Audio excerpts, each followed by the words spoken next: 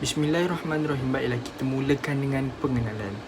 Penyelidikan falsafah adalah satu ilmu yang mempelajari mengenai sebuah proses memahami aktiviti berfikir manusia, dan falsafah itu sendiri merupakan suatu aktiviti berfikir. Sehubungan dengan itu, tujuan falsafah adalah untuk mencari, menemui dan membuktikan kebenaran atau memberi panduan untuk perkara-perkara penting di dalam kehidupan. Melalui dapatan kajian yang diperoleh, pekaji akan mengenal pasti definisi logik dan falsafah, mengenal pasti kaedah-kaedah logik dan juga mengetahui kepentingan amal logik dan falsafah dalam kehidupan seharian. Oleh itu, diharapkan hasil kajian ini dapat merungkai segala persoalan dan juga menjelaskan permasalahan yang dijalankan oleh pengkaji. Seterusnya adalah skop kajian. Kajian ini telah dijalankan bagi meningkatkan kefahaman tentang ilmu amalan logik dan juga membincangkan tentang kepentingan ilmu ini dalam kehidupan manusia.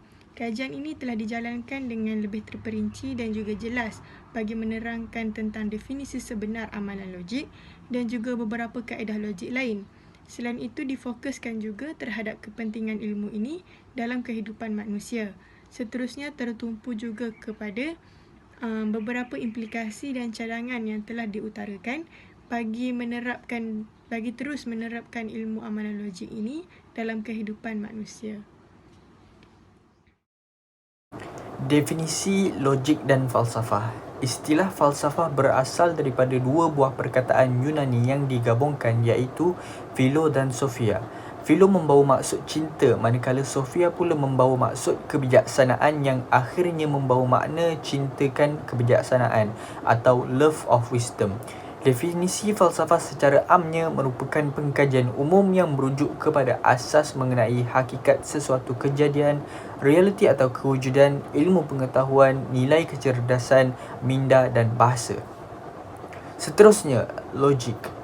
Istilah logik berasal daripada perkataan Yunani iaitu logos yang bermaksud pernyataan, ucapan dan pemikiran iaitu sebab. Pemikiran secara logik ialah cara seseorang melihat sesuatu perkara dan daya usahanya untuk mengenal pasti apa yang betul atau apa yang salah.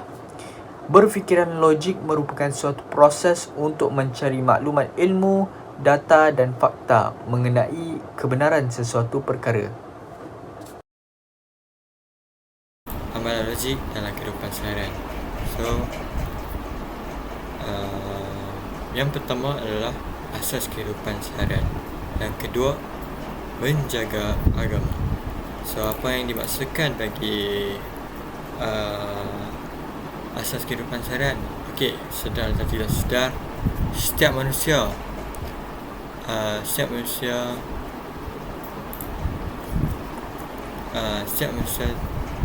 telah menggunakan amal logik dalam setiap kehidupan mereka. Ini kerana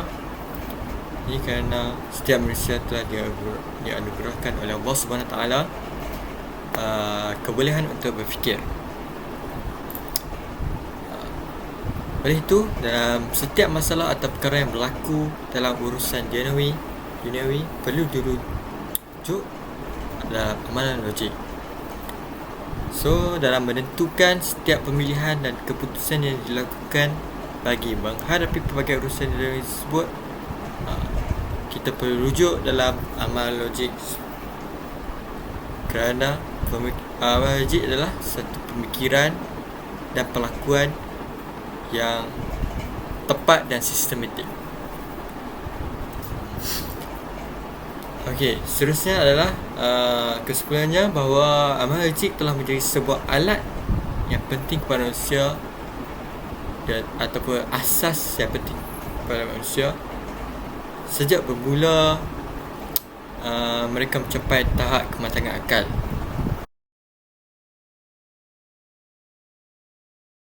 Menjaga agama.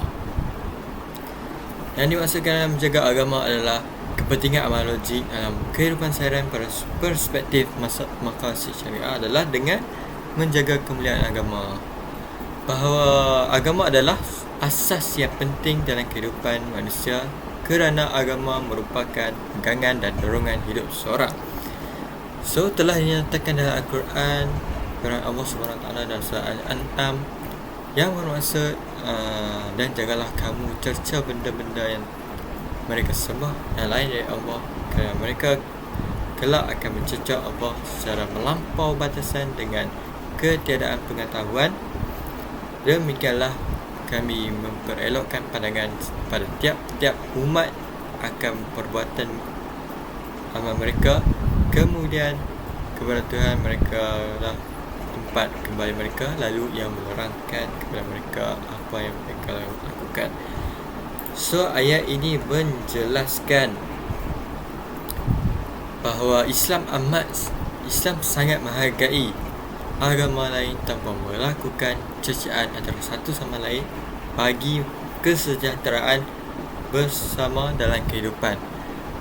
So, ini boleh dikatakan sebagai setiap perkara yang kita lakukan, kita perlu berfikir dengan logik dalam apa yang dalam perlakuan kita, supaya perkara yang lakukan yang diambil kira baik akan memberi kebaikan kepada kita, dan sekiranya perlakuan yang kita lakukan, amalan yang kita lakukan adalah buruk, dan dia akan membawa kemudaratan kepada kita. So, kesimpulannya, masyarakat syariah mementingkan amal logik dalam kehidupan seharian dengan meletakkan penjagaan kemuliaan agama sebagai asas, supaya dapat membuatkan kita memikir logik dalam amalan perlakuan kita untuk menentukan perkara benar dan salah dalam menjadi kehidupan seharian. Oleh itu, tamatlah sesi. Sekian, terima kasih.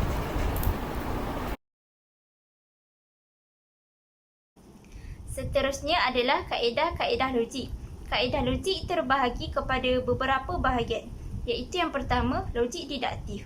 Logik didaktif bermaksud menyimpulkan rumusan khusus berdasarkan penyataan-penyataan umum. Logik didaktif memerlukan dua premis ataupun lebih, dan jika premis-premis tersebut benar, maka kesimpulan yang terhasil juga adalah benar. Contohnya seperti semua manusia mempunyai akal. Itu adalah premis pertama. Premis kedua pula, Aminah ialah seorang manusia. Maka kesimpulan yang dapat ditarik daripada premis-premis tersebut adalah Aminah juga mempunyai akal. Yang kedua adalah logik induktif. Logik induktif pula bermaksud menyimpulkan rumusan umum berdasarkan penyataan khusus. Berbeza daripada logik didaktif. Logik induktif tidak memerlukan dua premis. Sebaliknya, satu premis sahaja sudah mencukupi. Kesimpulan yang dibuat pula tidak semestinya benar, walaupun premisnya adalah benar. Contohnya seperti semua buah apel yang Ali pernah lihat sebelum ini berwarna merah. Maka Ali membuat kesimpulan semua buah apel yang wujud di dunia ini berwarna merah. Kesimpulan itu tidak benar kerana terdapat juga apel yang berwarna hijau. Seterusnya adalah logik abduktif. Logik abduktif bermaksud kemampuan untuk membuat satu kesimpulan dengan mencari penjelasan bagi setiap fenomena yang berlaku. Logik abduktif ini juga boleh dipanggil sebagai kaedah berfikir secara ke belakang, iaitu dengan memikirkan syarat-syarat yang perlu dipenuhi untuk membolehkan sesuatu fenomena itu berlaku. Dan yang terakhir sekali adalah logik heuristik. Perkataan heuristik ini berasal daripada perkataan Yunani heuriskain yang bermaksud cari. Maka daripada situ kita dapat fahami maksud logik heuristik ini adalah teknik berfikir yang bersifat penerokaan. Contoh kaedah heuristik yang biasa kita gunakan dalam kehidupan seharian kita adalah kaedah trial and error. Okey, untuk kesimpulan, dapat kami simpulkan, pada akhirnya dapat kami simpulkan bahawasanya falsafah secara amnya merupakan pengkajian umum yang merujuk kepada asas mengenai hakikat suatu kejadian, realiti atau kewujudan, ilmu pengetahuan dan nilai-nilai yang merujuk kepada minda dan bahasa. Ia digunakan untuk mencari dan membuktikan kebenaran ataupun perkara untuk jadikan panduan di dalam kehidupan. Jadi, dan selepas itu juga, kami juga dapat merumuskan bahawasanya falsafah telah banyak membawa kemajuan dan perubahan yang besar dalam peradaban manusia dari semasa ke semasa. Dan telah terbukti juga ilmu falsafah ini sangatlah penting, sangat penting untuk digunakan terus dalam kehidupan dan peradaban manusia. Dan melepaskan ilmu falsafah dan amalan logik ini ibarat melepaskan sesuatu yang sangat-sangat berharga ke dalam lautan, kerana susah untuk mencarinya balik dan susah untuk mendapatkannya kembali. Jadi bersamalah kita mengamalkan ilmu falsafah ini, dalamilah ilmu ini dengan lebih mendalam, amalkan di dalam hidup kita, di dalam agama kita, di dalam amal ibadah kita dan dalam amalan kehidupan seharian kita.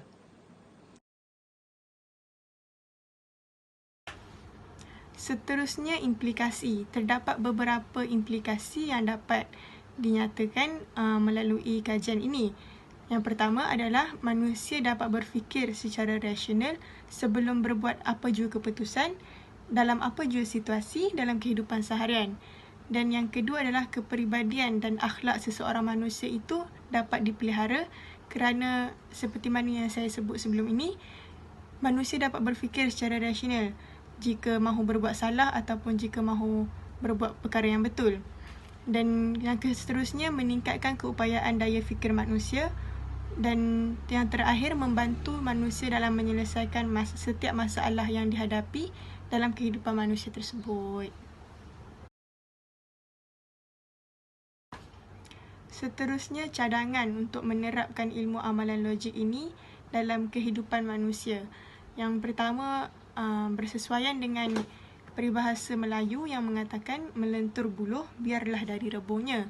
Yang mana yang pertama cadangan kami ialah peranan ibu bapa dalam mendidik anak-anak.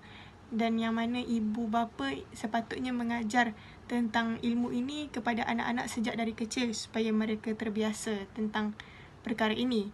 Dan peranan pihak sekolah terhadap para pelajar yang mana mereka boleh mengedarkan risalah ataupun menerapkan sedikit di dalam pelajaran semasa mengajar contohnya.